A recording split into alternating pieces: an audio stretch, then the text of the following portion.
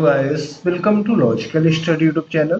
तो चलिए आज हम जो क्वेश्चन सॉल्व करने वाले हैं अलजेब्रिक मैथ ओलंपियाड प्रॉब्लम है। जैसे कि आप देख पा रहे हैं B square plus B divide में बी इक्वल 9 है।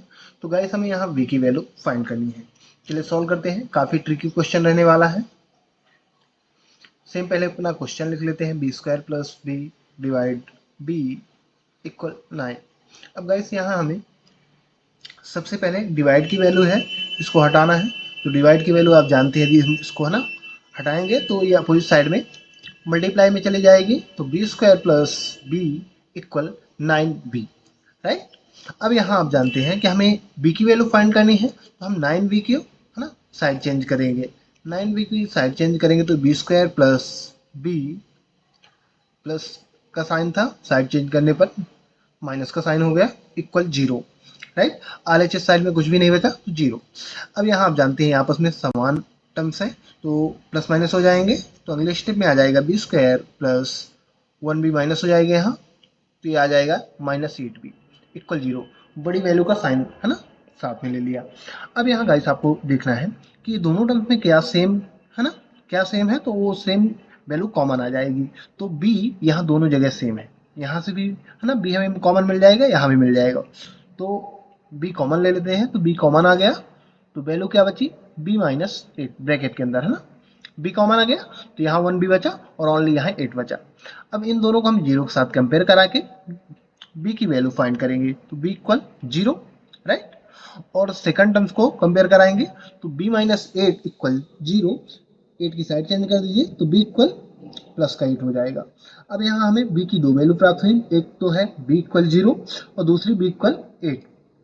अभी आप देख सकते हैं कि यहाँ हमें b की वैल्यू 0 नहीं प्राप्त होनी चाहिए। क्यों? क्योंकि यदि यहाँ आप देखोगे तो यदि ये 0 हो जाएगा है ना, तो इसको सॉल्व करने पर है ना 9 नॉट इक्वल 0, राइट। ये आपस में इक्वल नहीं होंगे, क्योंकि यदि यहाँ आप देखोगे तो यहाँ 0 यदि b की वैल्यू पुट करते हो तो 0 नॉट इक्वल 9, इसीलिए ये 0 जो है अनडिफाइंड है ना। इस वैल्यू को हम रोक देंगे यहीं और b इक्वल 8 को हम लेके चलेंगे। तो चलिए हम b इक्वल 0 को भी वेरीफाई कर लेते हैं है ना। तो यहाँ से आपको समझ में आ जाएगा कि b को हमने है ना क्यों रिजेक्ट कर दिया, b की वैल्यू को। तो वेरीफाई कर लेते हैं क्वेश्चन को। सेम पहले क्वेश्चन हमने लिख लिया अपना। अब यहाँ क्वेश्चन को वेरीफाई करने का रूल क्या होता है, b की वैल्यू हम यहाँ पुट करेंगे तो यहाँ आपको थोड़ा है ना आसानी से समझ में आ जाएगा। b की जगह 0 का स्क्वायर प्लस 0 डिवाइड में 0 इक्वल 9। अब यहाँ यदि आप देखोगे तो इसको सॉल्व करने पर क्या आ जाएगा, 0 नॉट इक्वल 9, यानी ये आपस में इक्वल नहीं है, इसीलिए हम इसको रिजेक्ट कर रहे हैं b की वैल्यू को। अब यदि b इक्वल 8 सेकंड वैल्यू हमें प्राप्त है, यहाँ हम इस वैल्यू को प्रयोग करेंगे और ये यदि सेटिस्फाई होता है तो हमारी सेकंड वैल्यू b इक्वल 8 सही मानी जाएगी। तो 8 प्लस 8, 8 स्क्वायर प्लस 8 डिवाइड में 8। अब इन दोनों को यदि आप है ना प्लस करोगे तो 8 का 2 टाइम मल्टीप्लाई करो तो 8 8 जा 64, 64 प्लस 8 करोगे 72, 72 डिवाइड में 8 सेम लिख लेंगे इक्वल 9। अब 8 से 72 9 टाइम में कैसे हो जाएगा है ना, 8 9 जा 72, यानी 9 इक्वल 9, यानी दोनों है ना साइडें आपस में इक्वल हो रही हैं।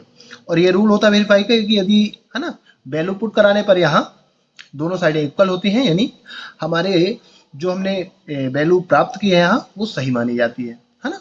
हमने यहाँ b की वैल्यू फाइंड करना था और b की वैल्यू हमारे पास सेकंड वैल्यू सही है ना, b इक्वल 8। तो गैस इसी के साथ हम ये वीडियो समाप्त करते हैं।